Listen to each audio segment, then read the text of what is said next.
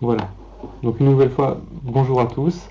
Ravi de pouvoir animer ce webinaire avec vous. Euh, Simplement, en introduction, je vous dirais que vous pouvez télécharger, vous pourrez voir ce webinaire en replay et vous pourrez télécharger le support de communication à la fin du webinaire. Pour ceux qui poseraient la question, donc il sera téléchargeable en PDF. Un petit mot sur le contexte. Donc moi je représente l'IRCE, qui est l'Institut régional des chefs d'entreprise, qui est basé en région sud. Et notre rôle, on est une association qui accompagne les chefs d'entreprise dans leur stratégie globale de développement. On est là, on est présent de la création jusqu'à la transmission reprise, en passant par différents stades de développement. Et on peut vous accompagner aussi, on accompagne exclusivement les chefs d'entreprise et dirigeants de TPE, PME, start-up. On peut vous accompagner aussi sur des leviers de croissance tels que l'innovation internationale, le financement ou la transition écologique. Et donc on propose des parcours qui durent plusieurs mois, qui sont des parcours collectifs.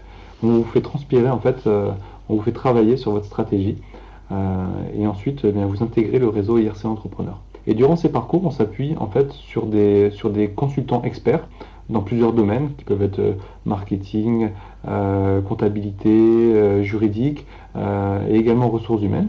Et pour ce qui est des ressources humaines, on a l'habitude de travailler avec Bestum Consulting, donc dont j'ai deux représentants de haut vol ici. Et donc je vais leur laisser la parole et vous présenter le thème du jour qui est comment recruter et bien recruter de bons commerciaux. Ouais, je vous reprendrai juste après puisqu'on répondra à vos questions-réponses à la fin du chat. Donc je vous laisse en bonne compagnie avec mes amis qui vont se présenter. Merci. Bonjour à tous. Ce que je vous propose, c'est d'avoir un agenda qui va vous donner le thème de ce jour, comment recruter les bons commerciaux. Et pour ce faire, on va déjà casser les préjugés par rapport à ces recherches de commerciaux. Et dans un deuxième temps, on verra quand même ces données de marché du recrutement. Vous verrez que c'est pas simple, mais on pourra le rendre simple. L'étude du commercial, on va reconnaître des espèces parce que c'est l'espèce particulière qu'il vous faut. On fera un jeu cas pratique à quelles espèces justement ils appartiennent. On s'organisera pour recruter un commercial. On fera un audit des méthodes et des clés de succès. Et enfin, on répondra aux fameuses questions. Voilà. Pour ce qui nous concerne, on va faire une présentation succincte du cabinet. Donc nous, Bestum Consulting, nous sommes un cabinet expert dans les fonctions commerciales qui fait de l'approche directe. On a une grosse profession qui est la recherche de candidats. Et grâce à ça, et c'est pour ça que nous avons donc Rabat qui est avec nous, qui est manager de la cellule de recherche, hein, et la problématique effectivement en matière de recrutement est souvent le sourcing, c'est comment recruter le bon candidat si on n'a que des mauvais CV. Pour ce qui nous concerne, effectivement, on a cette faculté, grâce à nos CVTech et aux réseaux sociaux, d'aller chercher sur plus de 10 millions de CV et d'accéder au marché caché, en fait, les commerciaux qui répondent pas aux annonces et ça veut bien dire parfois de débaucher. Les données du marché du recrutement, des commerciaux, on va aller vite sur certains slides que vous retrouverez en fin de présentation, mais oui, c'est difficile, ou ça peut apparaître difficile de recruter des commerciaux parce que effectivement ils sont convoités par tout le monde, par plusieurs sociétés à la fois. Ils ont le choix pour les bons et puis parfois il y en a qui sont pas forcément bons, en tout cas pas pour votre entreprise. Donc on est, d'après les statistiques, il y a 42% des entreprises qui ont des difficultés à recruter ces commerciaux. Vous verrez que ça va même au-delà de ça. On est dans les métiers qui recrutent, hein, beaucoup. Vous voyez, commercial auprès des entreprises, technico-commercial, etc. On est vraiment sur une denrée recherchée et où on revient effectivement, où vous voyez, c'est le deuxième métier qui est recherché et c'est même 42% des recrutements effectués par les cabinets. Il y a de plus en plus de difficultés. Je cite l'APEC qui dit que dans 72% des cas, les recrutements de cadres commerciaux étaient jugés difficiles par les entreprises. Oui, on est sur une problématique dont on parle et que l'on partage, vous et nous, aujourd'hui. Et c'est pour ça qu'on est heureux d'échanger avec vous. Il faut savoir aussi qu'un commercial, il reste moins de temps en poste que les autres. Il reste de 3 ans à 5 ans, alors qu'un salarié normal reste de 4 ans à 7 ans. Ça fait plus de turnover, donc vous êtes amené par la force des choses, à en chercher de plus en plus souvent, et ça fait partie effectivement de la fonction. Et donc ce qui veut dire que 60% des entreprises sont en train de chercher des commerciaux en ce moment, et c'est pour ça qu'on est tous ensemble. Il faut savoir aussi, ce sont des données qui sont reprises par Pôle emploi, par DARES, etc. C'est qu'un coût de recrutement raté, c'est très important. Entre 20 000 et 200 000, on dit, il y a la moyenne, c'est 45 000. Et vous retrouverez sur différents articles, c'est 45 000 euros, parce que pour un commercial, il y a aussi la perte de chiffre d'affaires, tout ce qui est matériel autour de ça. On va casser ces préjugés. Les préjugés, c'est que le commercial, il a une grande bouche. Mais effectivement, en venant sur le fait qu'il peut être organisé et dynamique, ou dynamique d'ailleurs, et parfois c'est ou l'un ou l'autre, mais c'est surtout, il a des grandes oreilles. Donc c'est ça le premier préjugé à casser, c'est pas celui qui parle le plus fort qui a le plus raison, et en même temps il a un cerveau et des bons yeux, et c'est ça qu'il faut mesurer dans la méthode de recrutement. Le premier cliché qu'on arrête, c'est le commercial, il est bon dans tous les domaines, c'est pas vrai. Vous avez une sorte de commercial qui est faite pour votre entreprise, et c'est pas toutes les sortes de commerciales ou de commerciaux qui sont faits pour votre entreprise. Et le beau parleur, non, c'est pas suffisant. J'ai vu trop d'échecs de dirigeants de PME qui disaient c'est bon, il parle bien, je l'ai embauché, et c'était un échec derrière. Donc, cessons ce préjugé-là. Et je récupère, pardon. L'étude du commercial, il faut reconnaître les espèces et surtout celles qu'il faut pour votre entreprise. Et c'est là où notre postulat, il est, si le commercial était un fauve, ça va vous aider à comprendre pourquoi une espèce est privilégiée pour votre entreprise et pas pour une autre. Parce que effectivement, le portrait du beau-parleur est trop simple. En réalité, si je dis juste un fauve, vous voyez ce que c'est, mais en réalité, si on va sur les fauves, vous voyez qu'il y a des lions, des guépards, des tigres, etc. Déjà, ça vous donne la complexité un commercial, c'est pas un commercial, c'est votre commercial. Donc, qu'est-ce qui fait qu'effectivement, il peut y avoir des différences? C'est qu'ils vont avoir des différences. Le guépard, on va en reparler, mais il court très très vite. Voilà. Par contre, le tigre, lui, il se cache. Il fait une approche plus en douceur. Donc, les commerciaux, effectivement, c'est exactement pareil que les fauves, c'est qu'il existe plusieurs espèces, et il y en a une qui est faite pour vous et pas toutes. Ce guépard, effectivement, regardez-le courir, il est dans la savane, donc il va très vite, 80 km/h, si je ne m'abuse. Il n'y a pas d'arbre, mais si vous le mettez dans la jungle, il court beaucoup moins vite et c'est très difficile pour lui d'être bon. C'est l'image qu'on veut vous faire passer, c'est que le bon commercial pour votre entreprise, c'est pas n'importe lequel. Il y a un bon fauve qui est adapté à votre territoire, au bon territoire. Du coup, bonjour à tous, j'avais pas eu l'occasion de dire bonjour au début. Effectivement, l'idée forte qu'on veut transmettre à travers l'exemple qu'on vient de donner, c'est vraiment la transposabilité de ces contextes-là au domaine d'activité que vous êtes en train de voir. Donc effectivement, en fonction du domaine, le commercial va être plus ou moins performant. Ce qui est très important, c'est dans la recherche de candidats et le sourcing, ça va être ce que j'appelle moi la convergence des critères. Donc vous pouvez voir à travers ce petit slide que vous aurez l'occasion de revoir par la suite qu'un commercial peut être chasseur ou éleveur, qui peut être orienté grand compte ou petit compte, qui peut être positionné sur du cycle de vente long ou court. Donc c'est vraiment l'idée forte qu'on veut transmettre, c'est il faut faire converger tout un tas de critères pour pouvoir obtenir la bonne typologie de commercial pour votre entreprise.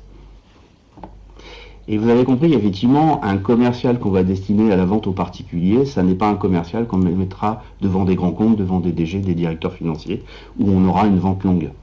Donc effectivement, déjà vous comprenez toute la problématique à appliquer. Un petit jeu pour vous expliquer effectivement voilà, de quel profil s'agit-il. Rabat, effectivement, qui a eu l'occasion de traiter ces cas-là, va vous en parler. Oui, tout à fait. Donc du coup, pour rebondir effectivement sur la typologie, là vous avez un exemple. Nous, on s'appuie sur des tests, de l'évaluation et de la mise en situation professionnelle pour les candidats. Ça nous permet d'avoir tout un tas d'indicateurs, comme vous pouvez le voir ici. Donc là, on a un graphique qui est très intéressant. on voit que le candidat a une approche client très importante, une compatibilité très importante, donc du coup un côté chasseur qui ressort énormément. Par contre, on peut voir que au niveau des ventes stratégiques, c'est pas trop ça. Donc effectivement, ça va être un commercial qui va être très très bon sur la typologie de clientèle particulier, donc en B2C, sur des ventes courtes, donc type cas par cas. Et vous pouvez voir en bas à droite un morceau du CV du candidat, qui est anonymisé bien sûr, et vous pouvez voir que ça correspond tout à fait à ce qui ressort sur ce graphique-là. Et cette typologie pourrait être un peu celle du guépard, qui court très très vite mais pas très longtemps. Donc en fait, un bon commercial dans ce type menuiserie à aluminium, c'est quelqu'un qui va courir plusieurs fois par jour, très vite, mais en tout cas, il n'est pas sur une course de fond et il ne sera pas sur des contrats où il va mettre 6 mois, 1 an avant de les signer. Autre cas, effectivement, si vous regardez bien, là on est aussi sur un chasseur, mais c'est pas le même. Oui, effectivement, on va avoir un autre calibre, si je puis dire, de responsable commercial. On va avoir une personne qui également est combative, qui a des aptitudes en chasse élevées. Par contre, on peut voir que les ventes stratégiques, on a un score élevé. On a également une compréhension des besoins qui est très importante. Donc, ce type de commercial, on va le positionner principalement sur de la vente de services, qui est différente de la vente de produits, parce que on a besoin d'être beaucoup plus sur le concept que sur quelque chose de concret. Et effectivement un calibrage plus important. Donc comme vous pouvez le voir en bas à droite, on est sur un morceau de CV qui indique que cette personne-là a travaillé sur du développement commercial orienté grand compte, sur de la prestation de services. Et enfin là, on est sur un profil, alors il me semble un peu moins chasseur quand même celui-là. Oui, tout à fait. Donc on a parlé tout à l'heure du chasseur particulier, on a parlé par la suite du chasseur grand compte. Là, on est sur un profil typiquement suivi. Donc il faut savoir que de plus en plus d'entreprises scindent leur division commerciale. Ils mettent une partie pour la conquête et une partie pour le suivi clientèle. Là, on est typiquement sur une personne qui va avoir un portefeuille à gérer, des contrats à renouveler et plutôt orienté service et grand compte. Donc effectivement, vous voyez bien que on parlait d'un commercial ou deux commerciales et finalement c'est pas du tout le même profil et on est sur des critères qui sont pas que l'expérience. On est aussi sur du qualitatif, des soft skills qu'on est chargé de rechercher lors d'un recrutement. Alors comment on recrute justement un commercial? Alors ça va sans dire, mais ça va mieux en disant il faut s'organiser quoi. Donc déjà on a une masse fausse du recrutement, c'est allez, je vais passer une annonce, c'est comme une vente immobilière, je passe une annonce sur le bon coin, je récolte des candidatures et puis derrière je les trie. C'est pas tout à fait comme ça que ça se passe. En réalité, il y a 53% des sociétés qui ont des difficultés à recruter. Ça va de pire en pire, il y a une étude de BPI de mai 2019 qui dit que 82% des PME ont des difficultés de recrutement. Et là-dessus, pourquoi? Parce que faut savoir qu'une annonce, ça c'est paru dans quasiment 100% des cas, mais ça ne rapporte que 50% des recrutements. Et puis que derrière, vous avez pas assez de candidats. Là aussi, c'est une étude de BMO, bulletin de la main-d'œuvre de Pôle emploi, qui dit que dans 82% des cas, il n'y a pas assez de candidats et que quand bien même on arriverait à recruter, il y a quasiment un recrutement sur 3 qui est rompu avant la première année. D'où l'importance effectivement de préparer un recrutement. Ça passe comment? Vous connaissez sûrement les ratios d'activité, vous savez, pour les commerciaux, parce qu'on en reparlera, c'est important, il faut savoir ce qu'ils doivent faire, mais dans le recrutement, c'est un peu la même chose. On est soumis à des ratios, si on n'a pas assez de CV, on n'aura pas assez de bons candidats. Donc, si on prend effectivement ces tendances-là, on a d'un côté, il faut en moyenne une 60aine de CV pour arriver à quelque chose d'intéressant. Donc, si vous passez une annonce que vous triez sur 15 CV, la chance existe toujours, il y en a peut-être un très bon, peut-être même deux, et si la chance n'existe pas, vous n'aurez pas en nombre assez de CV à exploiter. Et vous avez vu dans le même temps qu'effectivement, il y a les tendances de réponse aux annonces qui s'effritent. Alors d'un côté, effectivement, c'est faux sur certains supports où vous avez des milliers de candidatures, mais ces milliers sont souvent mal adaptés.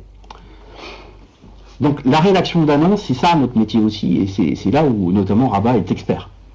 Oui, tout à fait. Donc du coup, il y a une véritable méthodologie à mettre en œuvre pour pouvoir attirer les bons profils.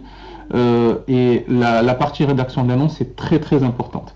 Donc déjà, les réflexes qu'il faut avoir, c'est éviter l'agressivité et éviter de faire peur. Voilà, si je puis dire. Je peux vous raconter rapidement une anecdote. Un chef d'entreprise que j'ai déjà croisé, qui me disait quand il recevait les candidats en entretien, faites attention chez nous, il n'y a pas de tir au flanc. Attention chez nous, il va falloir faire beaucoup d'heures. Attention. Je pense pas que ce soit la meilleure approche pour pouvoir convaincre les gens d'adhérer à votre projet et de venir travailler chez vous. Donc du coup, ce qu'il faut faire, c'est communiquer tout simplement ce que vous êtes et vos projets. Vraiment donner envie à ces talents de vous rejoindre. Leur exposer des perspectives, notamment en termes de gains ou d'évolution, et vraiment leur faire comprendre que votre projet, c'est aussi quelque part le leur. Ça va être le leur.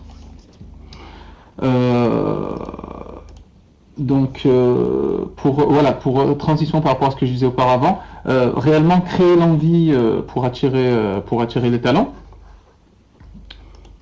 Hop, je peux passer.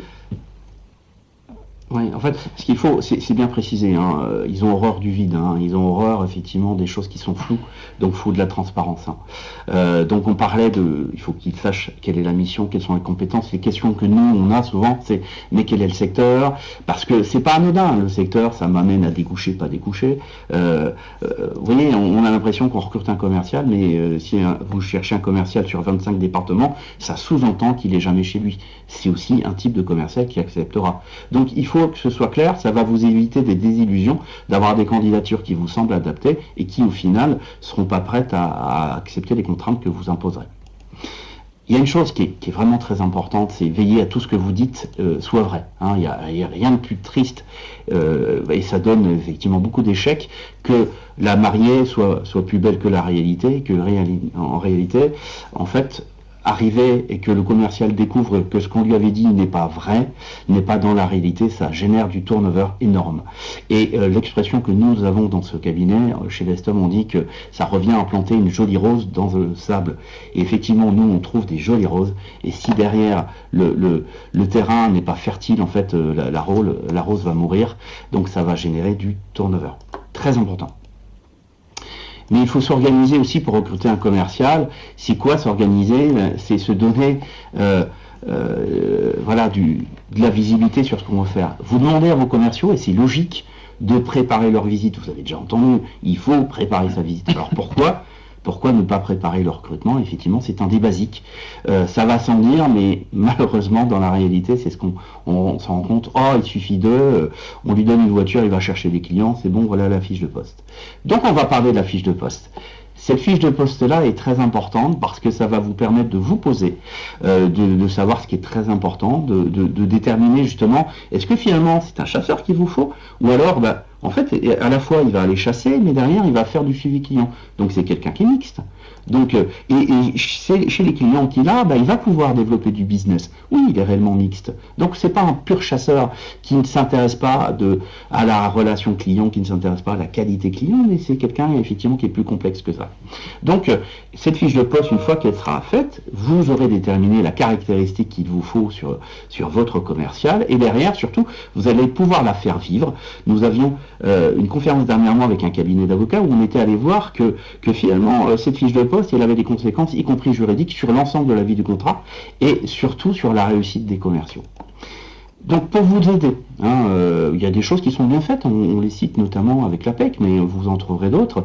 Vous pouvez donc, vous retrouverez les liens sur le document, mais vous trouvez effectivement des définitions de fonctions dont vous pouvez vous servir parce qu'elles sont structurées et vous voyez qu'effectivement avec un poste type attaché commercial, vous verrez les principaux besoins et puis derrière les principaux besoins, vous pourrez effectivement remplir votre propre fiche de poste.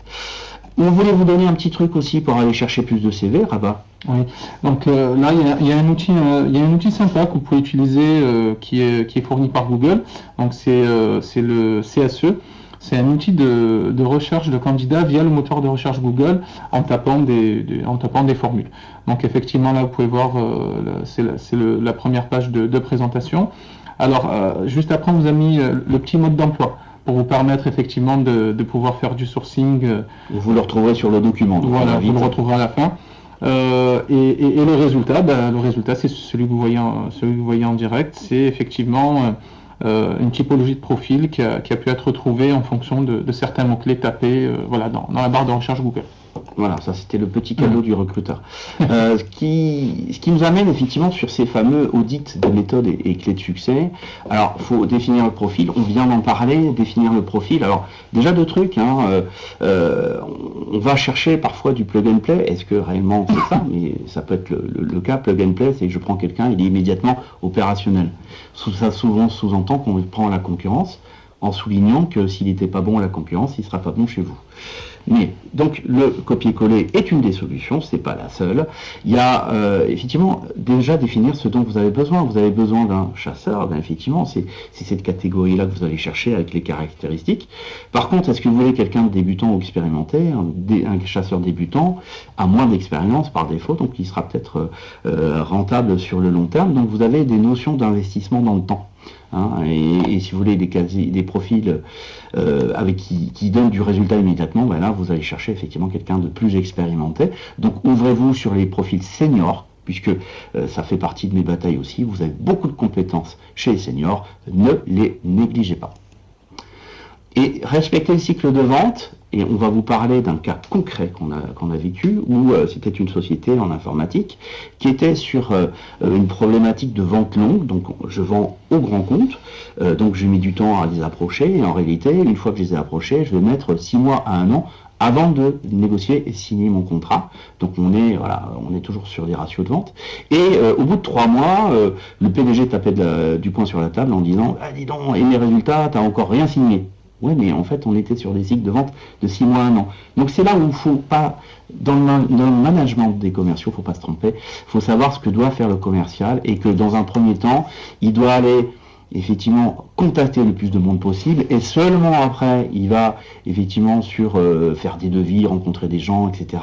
Et il ne faut pas négliger ces étapes-là. Donc ce qu'il faut mesurer au fil du temps, c'est est-ce qu'il a bien suivi ces ratios d'activité que je lui ai donnés, et le résultat il viendra au bout. C'est mécanique. Le commercial, effectivement, il y a une notion de mécanique. Si vous voulez, vous faites 3 devis, vous avez un contrat, mais si vous n'aurez pas 3 devis, si vous n'avez pas vu 10 personnes, et vous n'aurez pas 10 personnes si vous n'avez pas contacté 100 personnes. C'est ça qu'il faut suivre et pas se tromper. Le résultat, il faut investir. Le commercial, c'est un investissement. Je reviens là-dessus parce que même pour le bon profil, il faut savoir accompagner. Il n'y a pas de profil idéal, ça n'existe pas. Donc, il faut savoir former.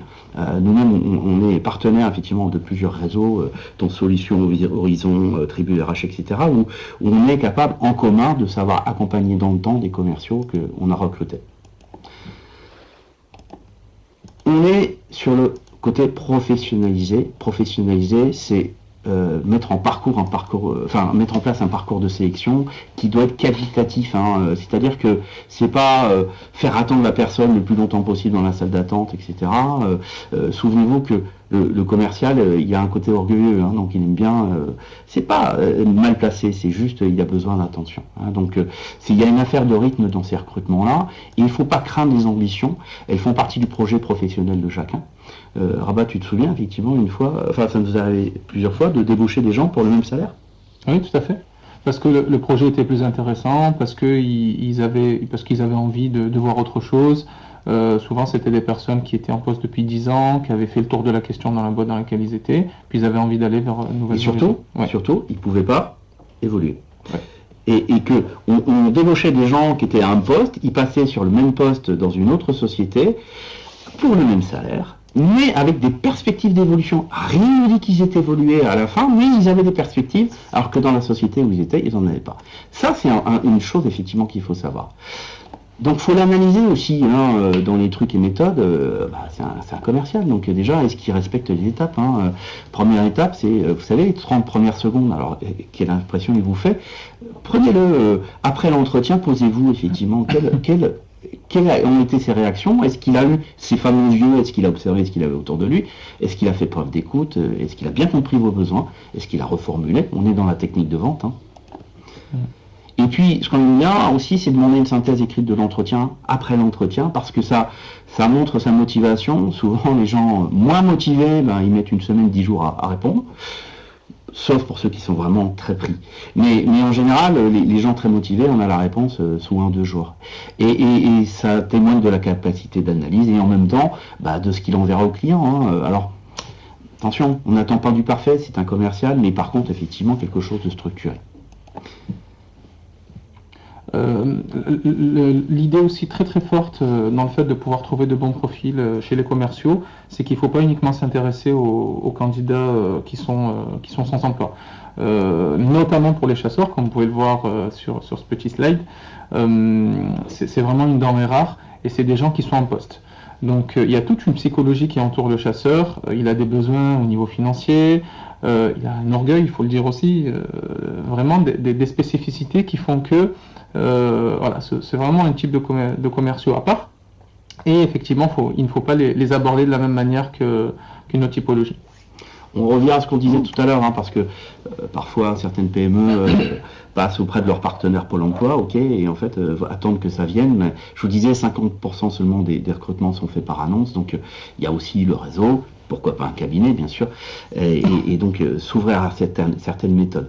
Et ce qu'on veut dire, bien sûr, il y a de très bons candidats qui sont en recherche. Hein. Vous savez, nous, ça nous arrive très régulièrement d'avoir quelqu'un qui vient de partir de sa société, donc qui est sans emploi sur le moment, mais en fait, il est excellent par rapport à la mission qui nous est confiée. Hein.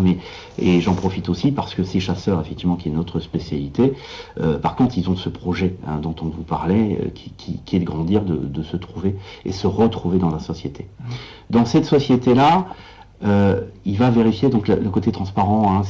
Je reviens sur la vérité dont on parlait, et notamment il va faire attention au fixe. Alors le fixe, souvent on a des clients qui nous disent ouais mais le fixe, moi je cherche un chasseur, il veut normalement c'est le variable qui doit l'intéresser. Oui, il est très intéressé par ce variable. Ce variable d'ailleurs doit jamais, c'est un conseil, ça fait partie des méthodes. C'est mieux s'il n'est pas plafonné. Souvent aussi, on a des commerciaux qui quittent leur job parce qu'ils sont plafonnés, en disant, vous rendez compte, je suis plafonné à 120%, je fais 150% d'objectifs, du coup, je gagne pas ce que je devrais gagner. Hein, mais il faut pas négliger cette importance du fixe, parce que néanmoins, si une personne équilibrée, il se dit, bon, si jamais un mois je me plante, est-ce que j'arrive à payer le loyer de ma maison? C'est tout, la demande du fixe, elle est là. Ou il y en a certains qui acceptent un garantie. Pensez-y aussi, ça peut être un truc en disant mais les 3 premiers mois, moi je vous garantis effectivement un minimum. Et on a un client effectivement qu'on accompagne depuis 4 ans qui fait ça, qui intègre, qui a un fixe modéré, mais en même temps qui a les 6 premiers mois effectivement très ouverts en méthode de garantie, ce qui veut dire que le commercial il fait l'addition des deux dans sa tête. Il dit le fixe de temps plus mon garantie de temps, ok, voilà mon minimum. Et là-dessus, il se projette, la deuxième vision qu'il a, c'est combien je peux gagner, et c'est ça qui l'intéresse. Faut faire comprendre aussi que vendre dans votre activité c'est réalisable et réaliste. Ça veut dire quoi? Vous savez, les objectifs SMART, atteignables, spécifiques, etc. Mais parce qu'il se projette, il dit ok, on m'a dit que je pouvais gagner, mais est-ce que vraiment je vais le gagner, hein? Donc ce côté-là, il faut que vous ayez votre activité, que vous l'ayez segmentée en disant ok, voilà mes ratios, en général je fais 3 devis, je fais un contrat derrière, etc. Donc ça, c'est ce côté important. Et également du coup, je prends le relais. Effectivement, retenez bien cette image, la preuve par l'image. Voilà. Le commercial a besoin de se projeter, comme on vient de le dire. Donc, il y a plusieurs manières pour vous de pouvoir l'aider à se projeter. Effectivement, vous pouvez lui donner ce qui est réalisé déjà en termes de variables sur un autre secteur. Donc, même si ça ne sera jamais la même chose, c'est déjà un ordre d'idée. Donc, voilà. La deuxième chose, il faut écrire faire en sorte de pouvoir le formaliser par écrit. Donc, soit via la promesse d'embauche, soit sur le contrat de travail idéalement, en lui disant possibilité de gagner tel niveau de rémunération en termes de variables, pour qu'il puisse avoir dans la tête une image globale de sa rémunération et se projeter sur une année complète. Bien. Je réponds juste effectivement à l'observation. Effectivement, si vous n'avez pas Adobe Flash, de toute façon, vous pourrez récupérer en PDF. Donc là, il n'y aura pas d'animation. Vous pourrez voir l'ensemble des slides. Hein. on revient dans les choses qui sont importantes. On parlait du commercial qui est un fauve. C'est l'image, parlez-moi de moi, hein, c'est l'image qui se renvoie à lui-même. Il faut bien veiller à ce fameux caractère distinctif, c'est ce fameux orgueil. Pas un orgueil mal placé, c'est juste quelqu'un qui tire l'entreprise. Donc, par exemple, hein, ça c'est des choses qu'on rencontre. Tiens, il aura un véhicule, une camionnette, c'est bien suffisant, etc. Si vous voulez, on n'attire pas des bouches avec du vinaigre, hein, donc parfois il faut aussi investir sur un joli véhicule, alors pas excessif, hein, mais un 5 places. On a aussi fait des recrutements typiquement parce qu'il y avait une voiture de fonction et que du coup la personne, que ce soit un homme ou une femme, ça lui permettait d'emmener ses enfants à l'école par exemple. Hein. Vous voyez, c'est des petits riens, hein, qui font qu'un commercial peut changer. Donc c'est ça, les trucs et les méthodes, c'est rien de très compliqué, c'est juste des choses qui sont basiques, mais il faut y penser. Il faut soigner aussi le titre de la fonction, hein. C'est le second salaire du commercial, hein. Donc effectivement une jolie carte de visite, voilà, on revient sur le côté important, égaux, qu'il faut travailler. Concernant les éléments qui vont rassurer le commercial, on a vu ce phénomène énormément apparaître, notamment après la crise économique, donc d'il y a 15 ans maintenant, enfin une dizaine d'années.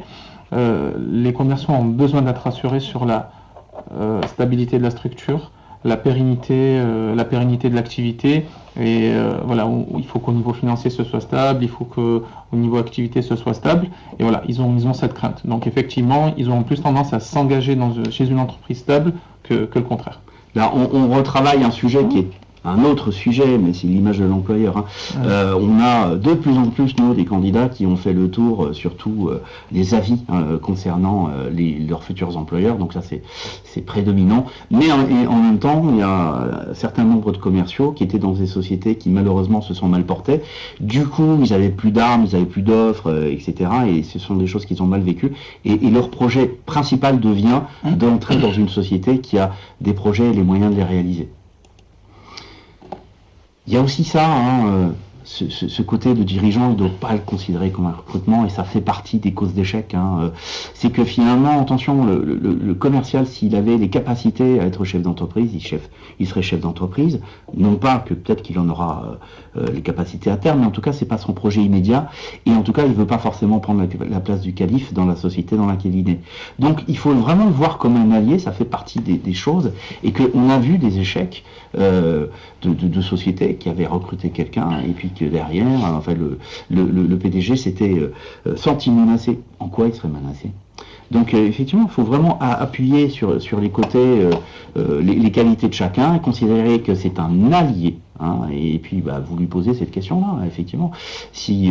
Vous posez à vous-même cette question, est-ce que du coup je pourrais travailler avec moi-même ? Et puis vous verrez, effectivement, ça vous donnera une réponse. Et le commercial, comme il est adaptable, il travaillera facilement avec vous. Donc ça, c'est plutôt un bon signe. Et au final, il faut faire vite, très très vite. Ouais, c'est vraiment une composante très importante de la recette parfaite du recrutement réussi, c'est il faut être très très réactif.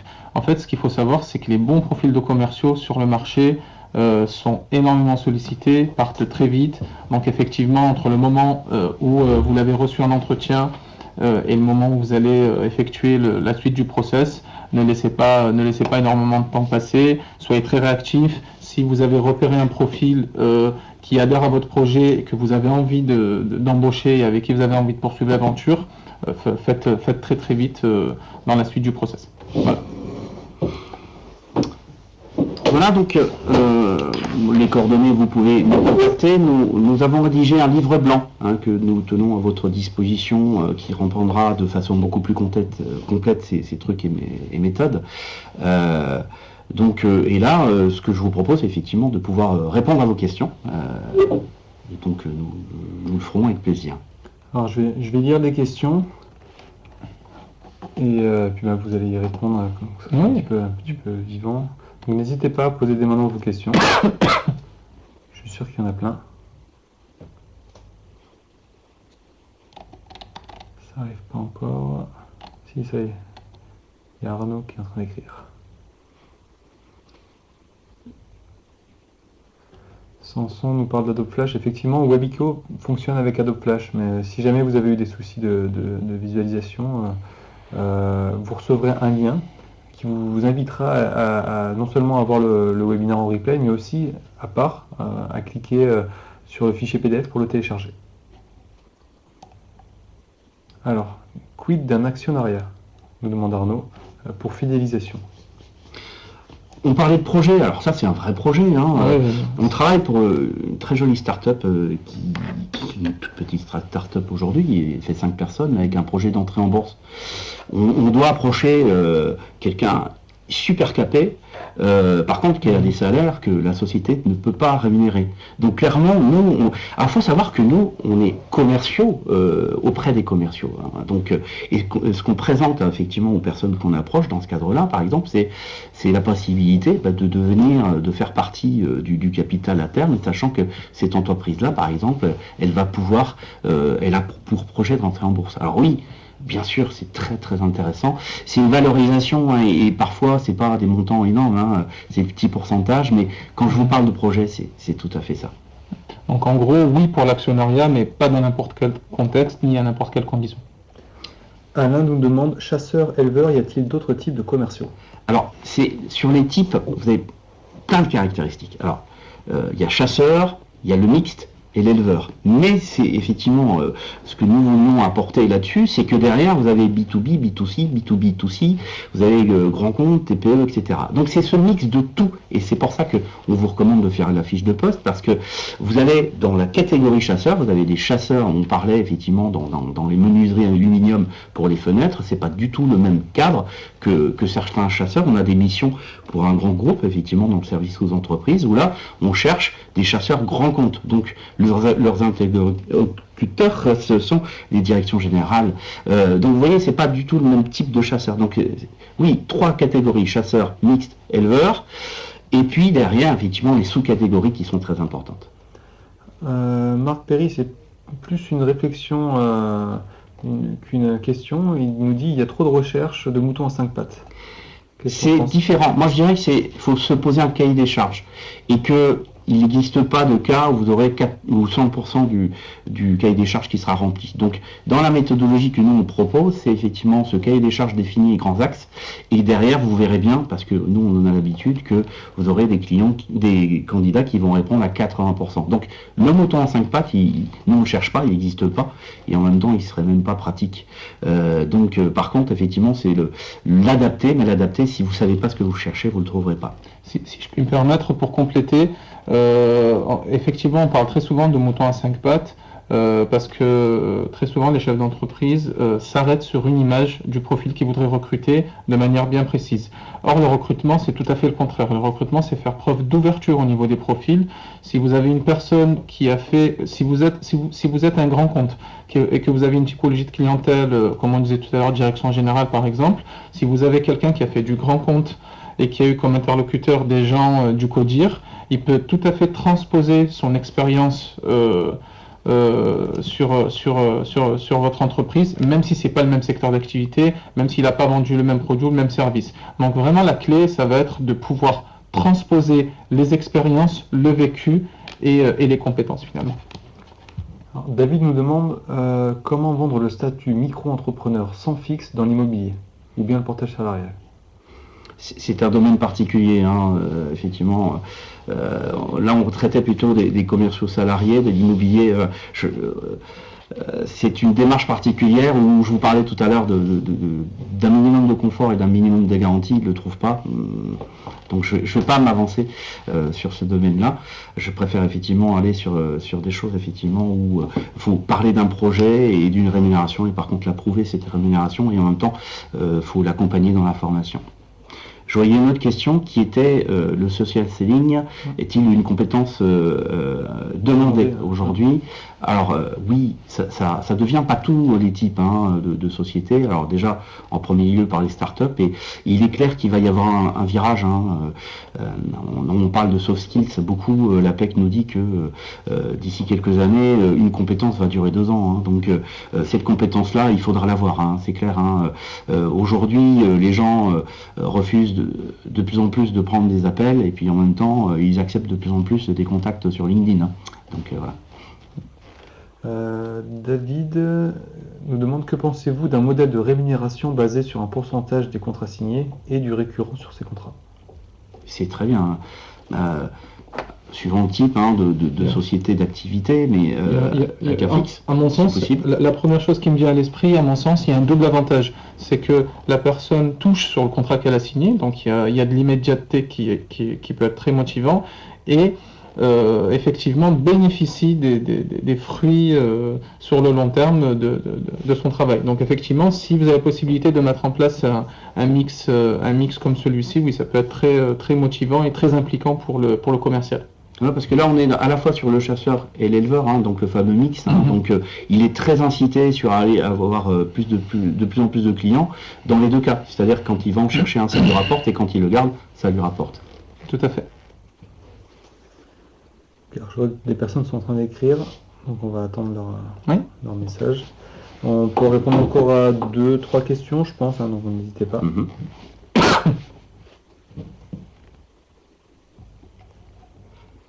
J'en profite pour vous dire, le temps que les questions s'écrivent, qu'on vous a peut-être déjà demandé de noter le webinar, sinon on va le faire, sinon Webico va le faire. Donc ben voilà, on compte sur votre générosité. Si vous voulez nous donner envie de refaire des webinars, on en fait chaque mois sur des thématiques très différentes. N'hésitez pas à nous donner la note maximale. Alors, Alain nous demande pourquoi les jeunes qui sortent de l'école de commerce veulent-ils tous faire du marketing ou du management et pas du commerce? C'est une excellente question. Si j'avais la clé et la réponse, je serais peut-être millionnaire, mais en fait... Peut-être par rapport au parc fixe variable, en général dans le marketing, il n'y a pas de... Il y a des choses qui évoluent, hein, ça c'est une chose que j'ai connue quand moi-même j'étais sorti en école de commerce. Là aujourd'hui, il y a quand même de la noblesse dans le commerce. Il y a des jolis parcours. Après, je reviens pas sur l'éducation, elle est bien faite, mais par contre, j'aimerais bien qu'elle soit de plus en plus impliquée dans le monde de l'entreprise. Ce qu'on peut observer aussi chez les jeunes sortant d'école de commerce notamment, c'est qu'ils veulent plutôt se diriger vers du commerce plutôt complexe. Donc de la vente où il y a vraiment une très grosse part de réflexion et plutôt de la vente longue. Donc effectivement, ça réduit un petit peu le champ des possibilités au niveau commerce. Donc voilà, c'est ce qu'on peut observer. Donc, il y avait une autre question. Pardon, excusez-moi, pourquoi donc, Hop, j'essaie de recadrer un peu. Ouais. On voit tous. Ouais, voilà. Oh, c'est un peu mieux. Ouais. Amandine, alors, un commercial peut-il envisager d'établir un contrat d'apporteur d'affaires pour sa société et d'en obtenir une part de la commission qui sera attribuée? C'est le choix du chef d'entreprise, mais pourquoi pas? Pourquoi pas? Si on considère qu'effectivement c'est une rémunération, un chiffre d'affaires complémentaire pour l'entreprise et qui résulte du travail du commercial et qui va suivre et qui va faire en sorte que ça génère réellement du chiffre d'affaires, c'est une décision du chef d'entreprise et qui peut être tout à fait cohérente. Est-ce qu'il y a une dernière question avant qu'on mette fin à ce webinaire? Sachant que voilà, vous pourrez tout à fait contacter Best Home Consulting pour toutes vos questions par la suite. Et pour les questions de stratégie plus globale, aussi l'IRCE est à votre disposition, bien sûr. Alors, je vois une question qui est en train d'être écrite, ouais. Donc nous pourrons clore. Marc, merci à vous également. Ouais. Ouais, merci pour votre présence en tout cas. Alors, on va attendre, il y a un dernier message. Et ben voilà, c'est que des merci, donc merci beaucoup pour vos merci. Si on a David qui nous demande, les commerciaux préfèrent-ils la REM, MA ou avantage? Alors c'est pas, je comprends pas, je suis pas du métier. Oui, dans les méthodologies de rémunération, parfois donner une voiture coûte moins cher que de donner une augmentation et ça a parfois plus de résultats. Ouais, faut jouer sur plein de choses. Hein. Y a des commerciaux qui fonctionnent au concours aussi. Hein. On parlait de valorisation et oui, c'est un dialogue. Faut se comprendre mutuellement. Ok, ben merci messieurs. Je pense merci. qu'on a abordé plein de Merci sujets dans un temps assez court. C'est un challenge relevé. Et puis on vous donne rendez-vous pour les prochains webinaires. Alors on n'en aura pas au mois d'août, on en aura en septembre. Donc n'hésitez pas à aller voir sur notre chaîne sur Webico. Vous tapez IRCE sur le moteur de recherche de Webico. Vous verrez tous les prochains webinaires pour le reste de l'année. Merci encore, à bientôt et bel été. Merci bien. Merci À à vous. bientôt. Au revoir. Au revoir.